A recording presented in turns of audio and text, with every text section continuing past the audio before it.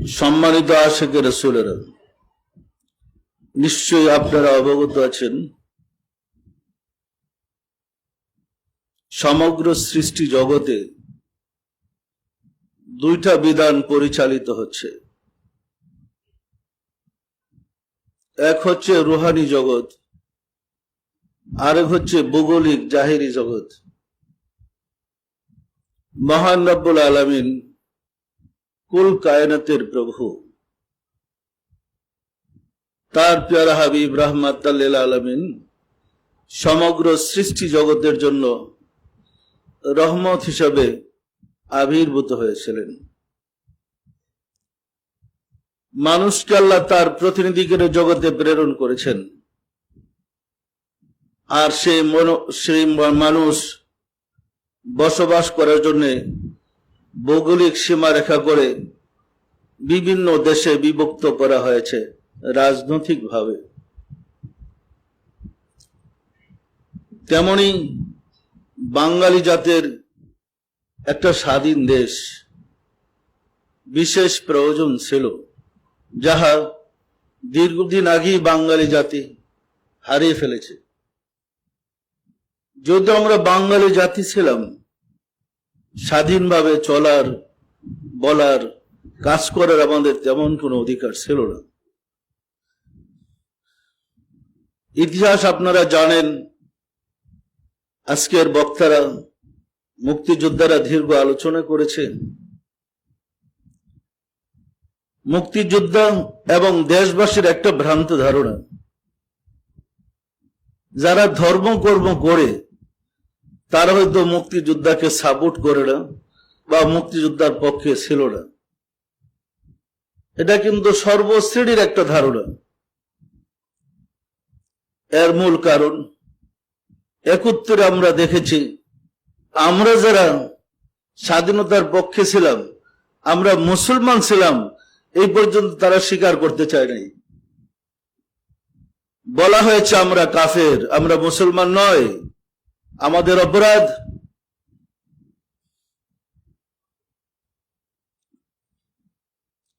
আমরা কেন মাতৃভূমিকে ভালোবেসেছিলাম?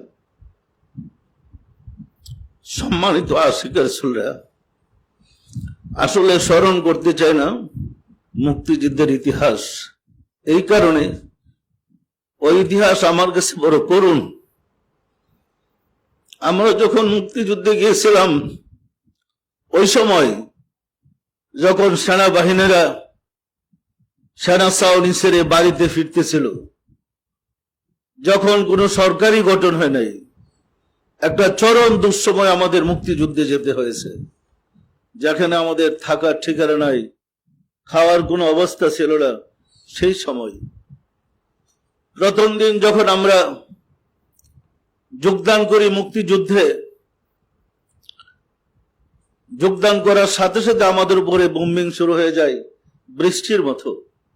আল্লাহর অপার দয়ায় আমরা বেঁচে আছি। আল্লাহ দেশ স্বাধীন করেছেন। আমাদের বিরুদ্ধে ধারাবাহিক ঢাকা থেকে প্রচার করা হয়েছে, রেডিও বাংলাদেশ থেকে, মুক্তিযোদ্ধারা মুসলমান না কাফের। সর্বত্র থেকে মোনাজাত করা হয়েছে পাক হানাদার বাহিনীর পক্ষে। আসলে কি আমরা সবাই কাফের? যারা জন্মভূমিকে ভালোবাসে তারা কাফের? যারা মা বোনের ইজ্জতকে রক্ষা করতে চেয়েছিলেন তারা কাফের? সম্মানিত আশিক রাসূল, আমাদেরকে হিন্দু বলা হয়েছে, কাফের বলা হয়েছে। আমরা যখন উপারে ছিলাম, জঙ্গলে, যেখানে বাঘ থাকে, সাপ বিচ্ছু থাকে, যুগ থাকে, আমাদের অবস্থা এমন ছিল, অগাস্টের পূর্ব মুহূর্ত পর্যন্ত আমরা ভাবতে পারি নাই আমরা কোনোদিন দেশে ফিরে আসতে পারবো, দেশ স্বাধীন হবে, ফিরে আসতে পারবো, আমরা ভাবতেও পারি নাই। অগাস্টে যখন বর্বর বাহিনী চরম অত্যাচার শুরু করেছে, বাংলাদেশের সর্বশ্রেণীর মানুষ মুক্তিযুদ্ধের দিকে আস্তে আস্তে দলে দলে জমায়েত হইতে শুরু করেছে। আমরা একটু আশার আলো খুঁজে পেলাম।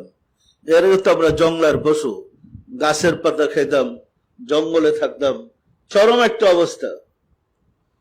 আমার মনে পড়ে স্বাধীনতা যুদ্ধের ওই দিনে তেলিয়াপাড়া চা বাগানে একটা এলাকাতে আমি তখন প্লাটুন কমান্ডার। ডিফেন্সে আমাদেরকে যুদ্ধ করতে হয়েছে। প্রতিদিন 3 বেলা আমার উপরে বৃষ্টির মতো বোম্বিং হইত। আমার প্লাটুনের জওয়ানদেরকে রেখে, ডিফেন্সে যুদ্ধের নিয়ম হয়েছে কমান্ডার পিছনে থাকবে আর ডিফেন্সে যারা থাকে ট্রেন্সের ভিতরে থাকবে। আমি ব্যতিক্রম কাজ করে বলেছিলাম আমার প্লাটুনকে যে আমি তোমাদের বন্দুকের ব্যারেলের সামনে আছি, একটা গুলি বের করলে আমি একটা লাশ দেখতে চাই। কারণ আমাদের তেমন গোলা বারুদ নেই, আমাদের রেশন নেই, আমাদের গাছের পাতা খেতে হয়েছে, কাঁচা কাঁঠাল খেতে হয়েছে, কাঁচা কলা খেতে হয়েছে জীবন ধারণ করার জন্য। আপনারা দেখেছেন যে ড্রেনের মধ্যে ওই যে মাছের পানির মধ্যে দেখা যায় লাল কিছু চিকন সুতার মতো। আমরা যে ঝর্ণা থেকে পানি খেয়েছি ওই কিছু, এই কিছুর মধ্যে হাত দিয়ে পানি নিয়ে পানি পান করতে হয়েছে। এই কারণে আমাদের কোনো রেশন 17 দিন ছিল না। বৃষ্টির মতো আমার প্লাটুন উপরে বোম্বিং হয়েছে। প্রতিদিন 3 বার আমার উপরে অ্যাটাক হতো। সকালে ফজরের পরই, দুপুরে লাঞ্চের সময় আর সন্ধ্যা মাগরিবের সময় বৃষ্টির মতো। আমার মনে আছে সহযোদ্ধা ভাইদেরকে বলেছিলাম, আমি যদি তোমাদেরকে ছেড়ে পালিয়ে যাই, আমার নির্দেশ ছিল ব্রাশ ফায়ার করে আমাকে ফেলে দিবা, আর তোমরা যদি আমাকে ফেলে পালাইতে চেষ্টা করো, আমার কাছে স্টেন আছে, ব্রাশ ফায়ার করে তোমাদেরকে মেরে ফেলবো। পরিষ্কার নির্দেশ দিয়ে যুদ্ধের মাঠে অবস্থান করেছিলাম 17 দিন। 17 দিন পরে আমাদের কোম্পানি অন্য কোম্পানির কাছে বোঝাই দিয়ে আমরা যখন হেডকোয়ার্টারে যাই, দুর্ভাগ্য এর পরের দিনে তেলিয়াপাড়া আমাদের হাতছাড়া হয়ে যায়। সম্মানিত আশেক রাসূলেরা, স্বাধীনতা যুদ্ধ করতে গিয়ে অনেক ঘটনা ঘটেছে। এমন মুক্তিযোদ্ধা কম আছে যাদের জীবনে অসংখ্য ঘটনা ঘটে নাই। এইভাবেই তো আর দেশ স্বাধীন হয় নাই। প্রচুর ত্যাগ স্বীকার করার পরে দেশ স্বাধীন হয়েছে। যে কথা বলতে চেয়েছিলাম, প্রশাসন 2 প্রকার, একটা রুহানি জগতের আর একটা জাহেরি জগতের। জাহিরি জগতের প্রশাসন পরিচালিত হয় রুহানি জগতের প্রশাসনের দ্বারা। আমরা চরমভাবে যখন নির্যাতিত ছিলাম, আমাদের খাবার নাই, দাবার নাই, শুইবার জায়গা নাই, আবার অনর্বল বৃষ্টি আমাদের উপরে বর্ষণ হচ্ছে, ট্রেন্সের ভিতরে আমরা, এই ট্রেন্সের ভিতরে পানি, আবার বৃষ্টির মতো গোলাগুলি আমাদের উপরে আসছে, আবার জঙ্গলের যুগ, আবার সাপ, সবুজ রঙের এক প্রকার সাপ আছে। এর মধ্যে যুদ্ধ করাটা কঠিন ছিল। কি বলেন, কঠিন না সহজ? কিন্তু আমরা বুঝতে পারি নাই আমাদের পিছনে মহা একটা শক্তি যে কাজ করতেছে, সেটা ছিল খোদাই শক্তি। যে খোদাই শক্তি আমাদেরকে সাহায্য করেছে। অনুভবই করতে পারে নাই যুদ্ধ কি হচ্ছে। এত বৃষ্টি, এত গোলাগুলি বৃষ্টির মতো, এত বুমিং হচ্ছে, কিন্তু আমরা কিছু উপলব্ধি করতে পারি নাই।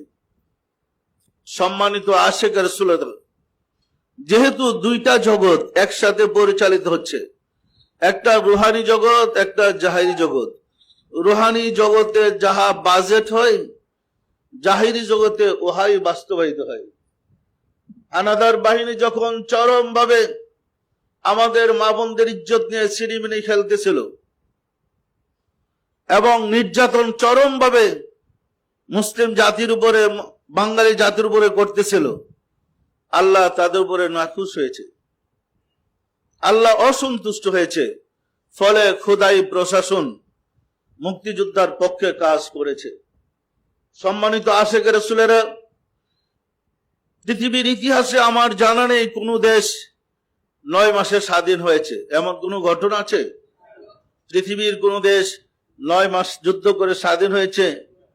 তদুপরি যাদের সাথে আমরা যুদ্ধ করেছি তার একটা ট্রেন বাহিনী এবং পৃথিবীর মধ্যে শ্রেষ্ঠতম বাহিনীর মধ্যে একটা বাহিনী পাক হানাদার বাহিনী। আমরা যখন মিত্র বাহিনীদের সাথে উপারে থাকতাম, অপারেশনে যাইতাম, আমরা দেখেছি ভারতীয় মিত্র বাহিনীরা পাক বাহিনীর কথা শুনলে কাঁপতে শুরু করতো ভয়ে, প্রচন্ড ভয় করত। কিন্তু আমরা তাদেরকে বলতাম, বন্ধু তোমরা অবস্থান করো, আমরা এমবুশে যাচ্ছি। ওরা হাসতো, বলতো কি পিচ্ছি পিচ্ছি ছেলেগুলা বিচ্ছুর মতো কি অপারেশন করতেছে। আর 6 মাইল 8 মাইল ভিতরে অপারেশন করে আমরা যখন আবার ফিরে যেতাম, দেখতাম যে আমাদের খাবার রেডি করে রেখে ওরা আবার পালায় চলে গেছে। ওরা এত ভয় পেত। কিন্তু আল্লাহ পাকের অপার দয়ায় মুসলিমে কিছু মুক্তিযোদ্ধা আল্লাহর খাস রহমতে, আল্লাহর দয়ায় দেশকে স্বাধীন করতে সক্ষম হয়েছে। সত্য না মিথ্যা বলেন? সংখ্যা কিন্তু কয়েক লক্ষ না, 60-65 হাজার মুক্তিযোদ্ধার সংখ্যা। বাড়তে বাড়তে হয়তো 2 লাখের মধ্যে এখন চলে গেছে, কিন্তু মূল সংখ্যা 60 থেকে 65 হাজারের বেশি হওয়ার কথা না। এই মুক্তিযোদ্ধারা ছিল ওপারে, যারা এমবুশ করতো আবার ফিরে যেত। সম্মানিত আশেক রাসূলেরা, খোদাই প্রশাসন যখন কোনো সিদ্ধান্ত দেন, জাহিরি জগতের প্রশাসন ওহাই বাস্তবায়ন করেন। আল্লাহর পক্ষ থেকে বাঙালি জাতির প্রতি রহমতের দরজা, রহমতের দ্বার খুলে গেল। রাব্বুল আলামিন দয়া করলেন। পাকিস্তানের প্রতি আল্লাহ দোয়া শুনে নাই। কি দোয়া কবুল হয়েছে? তাহলে তো এখনো পূর্ব পাকিস্তানেই থাকতাম।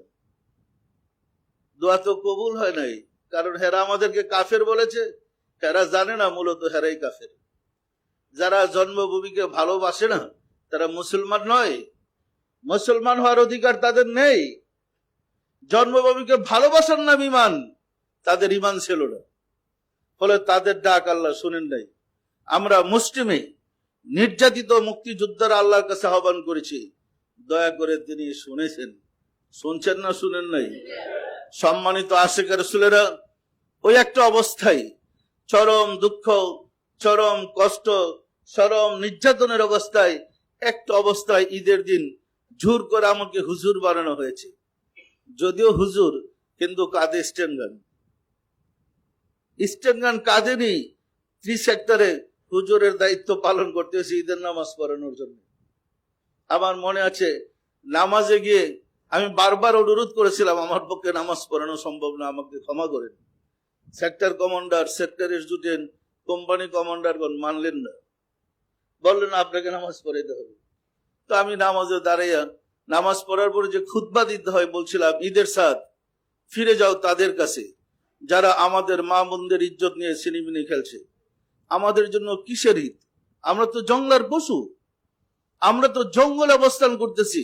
আজকে আমার মা কোথায়, আমার বাবা কোথায়, আমার ভাই বোন কোথায়, আর আমি কোথায়? আমার মনে আছে, বলতে বলতে আমার মধ্যে এমন একটা হাল, এমন একটা অবস্থা সৃষ্টি হয়েছে যে 72 জন বা 73 জন মুক্তিযোদ্ধা আর দাঁড়ায় থাকতে পারতেছিল না। মাটিতে গড়াগড়ি খেতে খেতে অস্থির হয়ে পড়েছে, আর চিৎকার পারতেছিল।